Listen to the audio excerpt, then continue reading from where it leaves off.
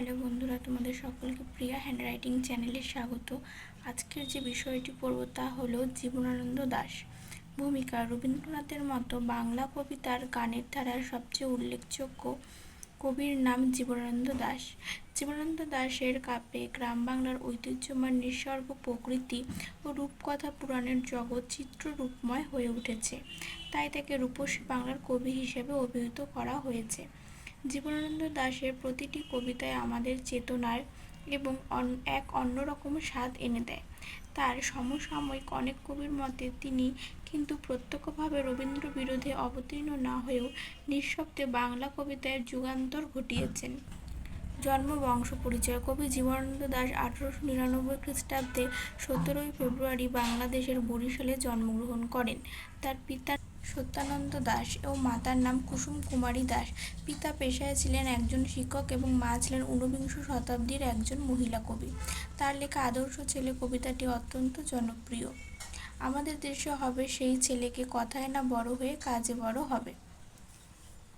শিক্ষা জীবন: কবির বাল্যশিক্ষা শুরু হয় মায়ের কাছ থেকে। এরপর 1915 খ্রিস্টাব্দে ব্রজমোহন স্কুল থেকে ম্যাট্রিক পরীক্ষায় উত্তীর্ণ হন।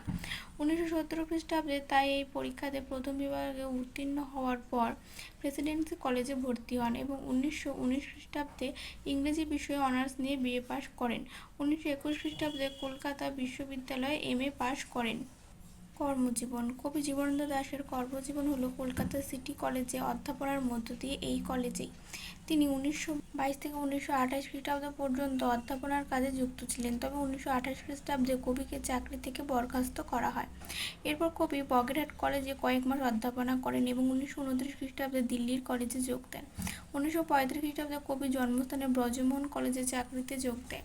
তবে 1947-এ দেশ বিভাগের কিছু আগে তিনি এই কাজে ইস্তফা দিয়ে কলকাতায় চলে আসেন। এরপরে 1953 খ্রিস্টাব্দে বাংলার হাতছানি চলে আসেন খড়গপুর কলেজে। তারপর কবি হাওড়া গার্লস কলেজে আমৃত্যু অধ্যাপক রূপে কাজ করেছেন।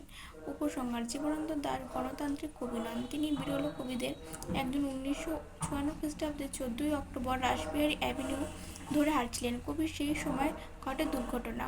কয়েকটি দিন মৃত্যুর সঙ্গে লড়াই করে অবশেষে 22 অক্টোবর মৃত্যুর কাছে তার হার স্বীকার করেন। এইভাবে হঠাৎ করে তার জীবন এরকম দুর্ঘটনা না ঘটলে তিনি আরও সাহিত্য রচনা করে যেতে পারতেন। বন্ধুরা, আমার এই ভিডিওটি আপনাদের যদি ভালো লেগে থাকে তাহলে অবশ্যই একটি লাইক, কমেন্ট, শেয়ার এবং সাবস্ক্রাইব করে আমার চ্যানেলটির পাশে থাকবেন।